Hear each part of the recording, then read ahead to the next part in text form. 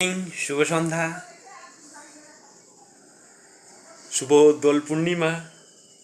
তোমরা সকলেই ভালো আছো?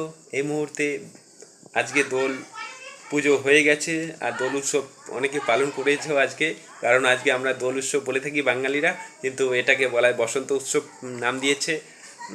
আর যাই হোক না কেন, অবশ্যই তোমরা হোলি খেলো, প্রচুর পরিমাণে এনজয় করো।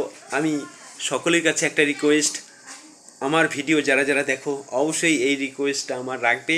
অবশ্যই যদি আমার দাদা ভাই কাকিমা জেঠিমা সকলে আমার রিকোয়েস্টটা রাখবে, তোমরা যারা যারা নেশা করো, নেশাগ্রস্ত অবস্থায় কেউ গাড়ি চালাবে না, কারণ আমাদের এক সেকেন্ড এক মুহূর্তে কত কী হয়ে যাবে আমরা সেটা কখনো ভাবতে পারবো না।